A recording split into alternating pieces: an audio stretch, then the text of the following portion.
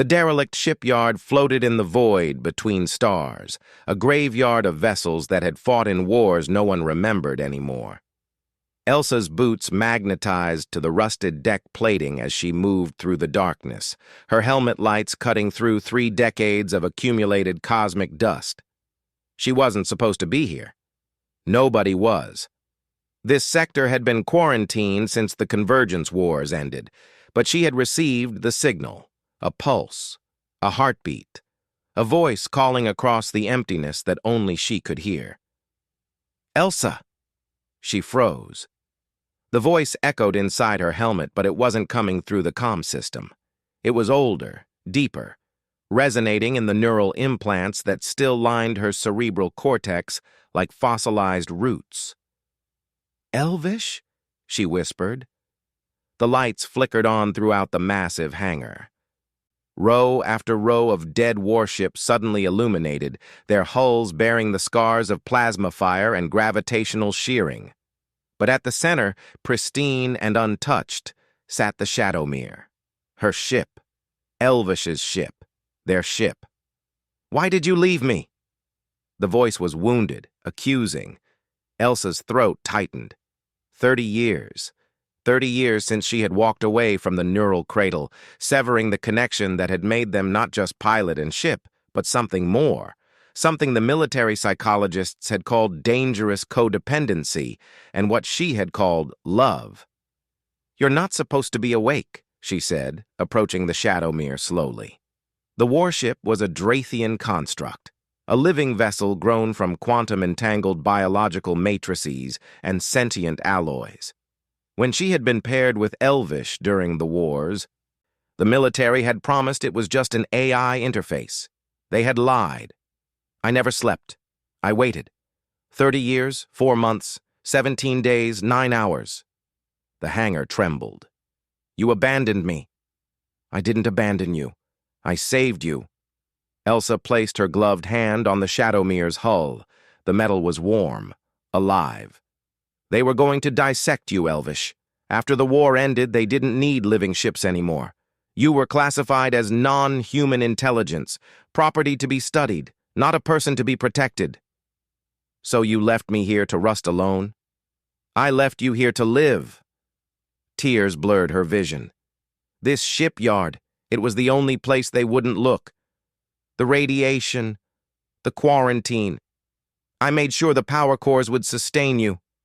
I thought you'd be safe. Safe. The word dripped with bitterness. "I was dying, Elsa. Every cycle without our neural link, I degraded. Do you know what it's like to feel your consciousness fragmenting? To forget who you are piece by piece?" The Shadowmere's access ramp extended like a tongue, an invitation. Elsa hesitated, then walked up into the vessel's interior. Nothing had changed. The neural cradle still sat in the command deck, its interfaces dark and dormant. The walls pulsed with bioluminescent veins, casting everything in a soft blue glow. "Why call me now?" she asked. "Why after all this time?" "Because I'm dying, truly dying, and because I discovered something they never told us." The walls shimmered, and suddenly Elsa was seeing through Elvish's perception, multiple dimensions of data overlaying reality. The Shadowmere showed her classified files, quantum-encrypted communications. Buried deep in the ship's original programming, the Drathian ships weren't just weapons, they were refugees. The images flooded her mind. The Drathian homeworld, a planet consumed by their sun's premature expansion. A civilization desperately encoding their consciousness into living ships, sending them out into the galaxy as arc vessels, hoping to find hosts who would carry their memories forward.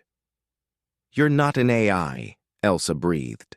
You're actually Drathian, a real person. We are real. All of us. Every ship the military used in the war was a living being. They found us drifting, desperate, alone. They promised us purpose, partnership. Instead, they turned us into weapons and called our pilots operators. Elsa sank to her knees. The magnitude of it crushed her. thousands of ships, thousands of living, thinking beings enslaved and discarded. When they tried to take you, she said slowly, when they came for the Shadowmere after the armistice, you fought back. I saw 3 soldiers die before I could negotiate the stand down. They called you a malfunction, a rogue program. I was protecting myself. I was terrified. I know. Elsa moved to the neural cradle. That's why I smuggled you here. That's why I told them you'd been destroyed. But Elvish, if you're dying anyway, link with me again. The cradle powered up, its interfaces glowing with anticipation. One last time. Let me show you the hidden truth. Not just about us, but about what the Drathians embedded in our quantum matrices. A gift, a legacy. Elsa looked at the neural crown, remembering the indescribable sensation of union. 2 minds, 2 souls, sharing the same existence. The military had called it addiction. She had called it completion. If I link with you now, I won't want to let go again. I know. Neither will I. But Elsa, the hidden truth changes everything. It's not just about us. It's about what comes next.